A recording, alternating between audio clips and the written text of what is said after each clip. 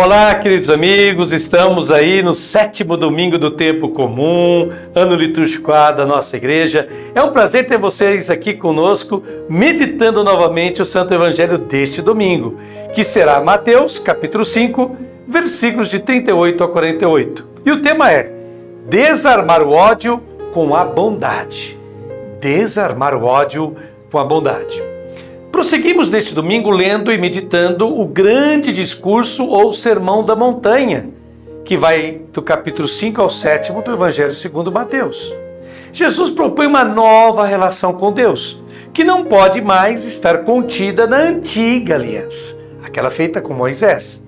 Por isso, no Evangelho de Mateus, capítulo 5, depois de ter proclamado as bem-aventuranças, Jesus inicia uma série de distanciamentos da mentalidade legalista judaica, dizendo: ouvistes que foi dito. E em vez de dizer como deveria, ouvistes o que foi dito aos pais, aos antigos, Jesus não o faz. Ele só fica nessa primeira frase. Pois para Jesus se trata de algo antigo, que não serve mais do modo como se interpretava a lei. Vamos então começar a ler o Evangelho deste domingo. Mateus capítulo 5, versículo 38, você verá aí na sua tela. Ouvistes que foi dito, olho por olho e dente por dente. E esta é a 4ª vez que Jesus repete a expressão, ouvistes o que foi dito. Agora ele a completa dizendo, olho por olho e dente por dente. Essa lei, que é conhecida como lei da retaliação, ou lei de talião, que sem dúvida horroriza devido à vingança, na verdade era, naquela época antiga, um progresso. Porque antes dessa lei de talião, a vingança era ilimitada e implacável. Como relata no livro do Gênesis o episódio de Lameque, que se vangloriava dizendo, matei um homem por uma ferida, um jovem por causa de um arranhão. Está lá em Gênesis 4, versículo 23.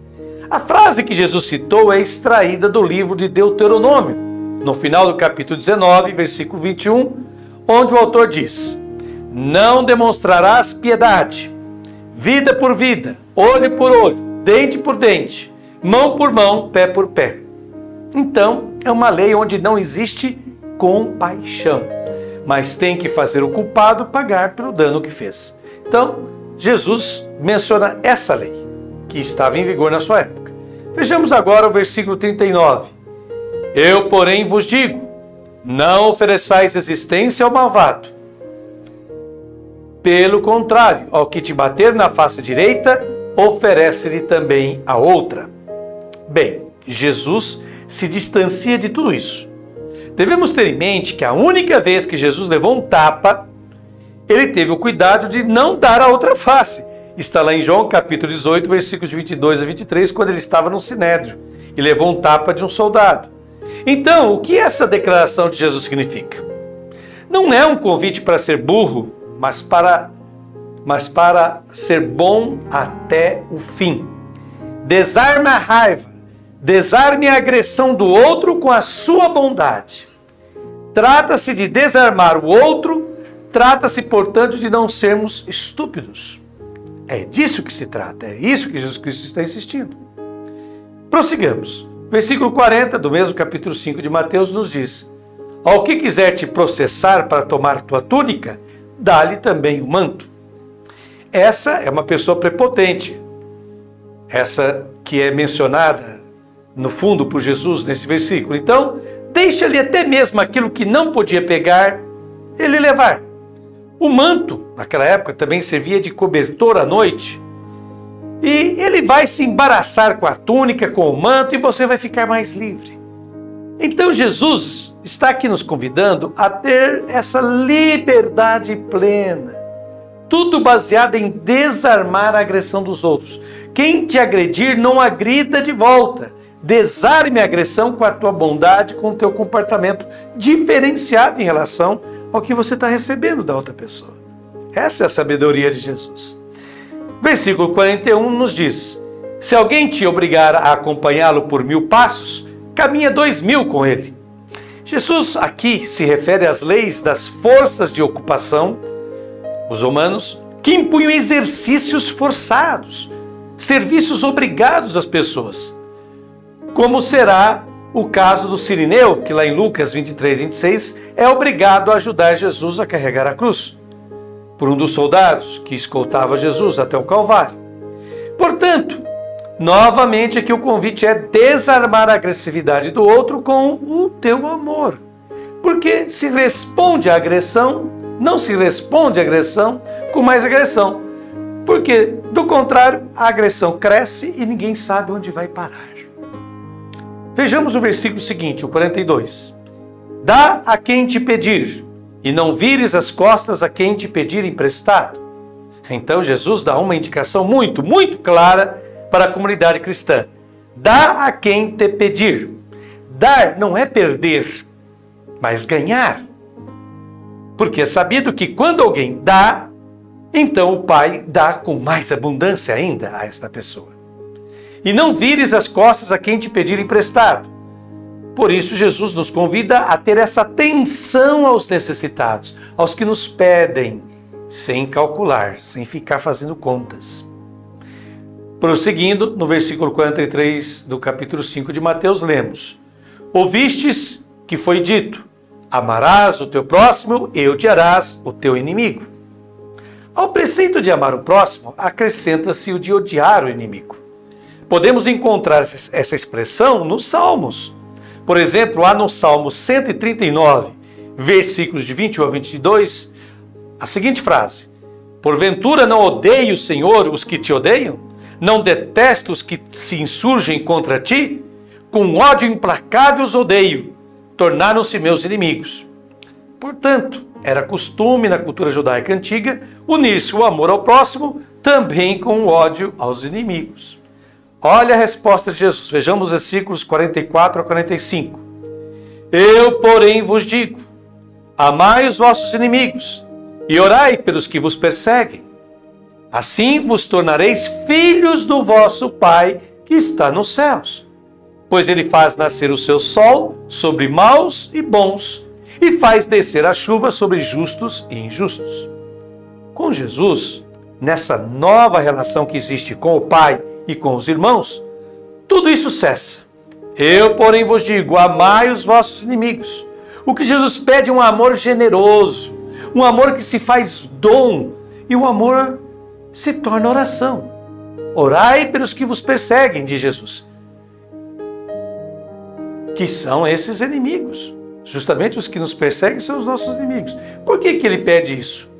Porque assim vos tornareis filhos do vosso Pai.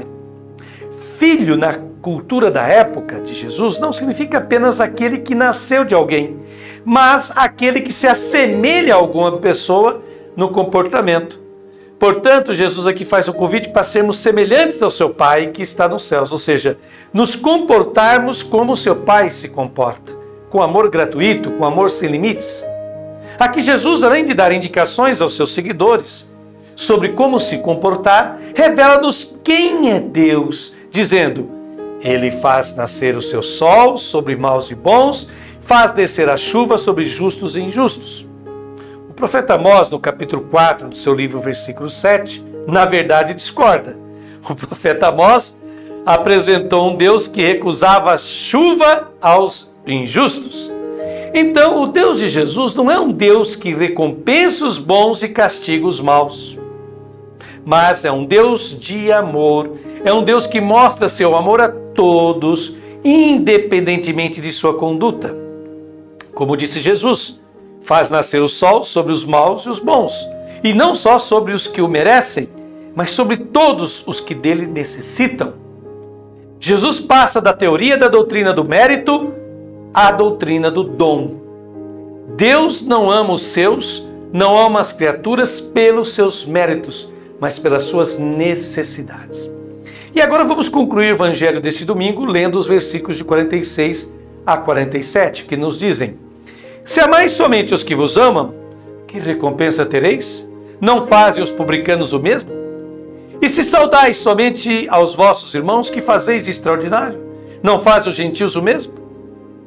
Os cobradores de impostos eram as pessoas consideradas transgressoras de todo todos os mandamentos, as mais afastadas de Deus. Por isso Jesus menciona os pagãos e os cobradores de impostos, as categorias que estavam mais afastadas de Deus, pois também eles são capazes de saudar, de se dar bem com quem os saúda e de amar quem os ama. O que há de tão extraordinário em fazer isso? E no versículo 48, que agora sim conclui o evangelho deste domingo, Jesus diz: sede, portanto, perfeitos como o vosso Pai Celeste é perfeito. Jesus não pede para sermos perfeitos como Deus, o que poderia deixar as pessoas perdidas na imensidão de Deus. Não. Jesus fala sobre ser perfeito. Perfeito significa ser completo, pleno, como o Pai é. E qual é a perfeição do Pai? É o que temos visto nesta meditação de hoje. O Pai que tem um amor que se dirige a todos, um amor que não olha para os méritos, mas para quem o merece, mas para as necessidades das pessoas. Está dentro das possibilidades de todo aquele que crê esse tipo de amor. E agora, após essa reflexão com a ajuda de Frei Alberto Madi, eu vos apresento, queridos irmãos, a minha própria reflexão. E cito Aristófanes, um escritor de peças teatrais da Grécia Antiga, que viveu de 446 a 386 a.C. Ele diz o seguinte: quem é sábio aprende muito com os seus inimigos. Repetindo, quem é sábio aprende muito com os seus inimigos. Meus queridos, às vezes os evangelhos nos apresentam algumas propostas que nos parecem impossíveis e inimagináveis de serem colocadas em prática. As deste domingo parecem ser desse tipo. Não nos esqueçamos que Jesus disse que não veio destruir a lei e os costumes judaicos, mas dar-lhes a verdadeira significação, levá-los à sua plenitude. Nessa linha, prosseguindo aquilo que vinha pregando no evangelho do domingo passado, Jesus hoje nos pede, primeiro, não retribuir o mal com o mal, mas com o bem. Segundo, amar os inimigos, orar pelos que nos perseguem, pois não há mérito em amar somente aqueles que nos amam. Pois bem, a proposta de Jesus chega a ser escandalosa e surpreendente, porém ela é totalmente coerente com o Deus apresentado por Jesus. Afinal, Jesus rompe com a teologia da retribuição, a qual estava na base da religiosidade judaica. Deus nos salva, Deus nos faz o bem, Deus é o nosso soberano, não porque sejamos bons ou nos comportemos como Ele nos ordena, mas porque essa é a sua vontade. Simplesmente isso. Deus é amor, Deus é a suprema bondade. Por isso Ele não faz cálculos, Ele não usa medidas para seu amor e vontade de realizar o bem. É disso que Ele extrai a seguinte consequência: se quisermos ser filhos de Deus de verdade, temos de pensar e nos comportar como Ele. Por esse motivo, Jesus se inspira na lei da santidade, que está no livro de Levítico, no Antigo Testamento, capítulos 17 a 26, que é uma coletânea de regras que continha observâncias litúrgicas e comportamentos éticos. Lá está escrito em Levítico 19, 1. Sede santos, porque eu, Senhor vosso Deus, sou santo. Agora Jesus propõe, em Mateus, sede perfeitos como o vosso Pai Celeste é perfeito. É o último versículo do Evangelho de hoje. A santidade, que significa ser separado, viver à parte, Jesus propõe a perfeição. Perfeição essa que é entendida como ser completo, pleno como o Pai. E a plenitude do Pai se manifesta em seu amor gratuito, sem limites. Assim nós também devemos ser. Sendo bem claro, é preciso afirmar sem meios termos que quem se parece com Deus não alimentará o ódio contra ninguém, buscará o bem de todos, inclusive o de seus inimigos. Outro esclarecimento necessário: amar os nossos inimigos não significa sentir amor e afeto para com eles, nem cessar de sentir raiva e vontade de vingar-nos deles. Amar os inimigos quer dizer não fazer-lhes mal, não buscar nem desejar-lhes algum dano. Isso já será o suficiente. Porque aquilo que Jesus propõe e que a justiça humana não é capaz é interromper a espiral da violência. Isso mesmo. Jesus está aqui nos propondo uma fórmula muito sábia para nós interrompermos a espiral da violência. Pois a justiça humana, expressa pelos poderes políticos, sociais, religiosos, culturais, não é capaz de interromper a violência sem cometer outra violência, sem reprimir, sem ameaçar. Se alguém mata alguém, o Estado comete uma outra violência que é detê-lo, prendê-lo por vários e vários anos, ou talvez até o final da sua vida. Por isso, Jesus nos propõe a única alternativa possível para deter todo tipo de violência, maldade e caos na vida humana, que é buscar encontrar Deus na bondade, no amor. Como afirma corretamente o teólogo espanhol José María Castillo, abre aspas, somente a bondade desarma a violência, anula a violência, restaura a paz e a convivência. Nisso está a solução e nosso futuro. Fecha aspas. Concluindo então a nossa meditação do Santo Evangelho deste domingo, façamos juntos esta oração. Você pode até rezá-la comigo, pois o texto aparecerá aí na sua tela. Ó Deus, que no teu Filho despojado e humilhado na cruz, revelaste a força do teu amor.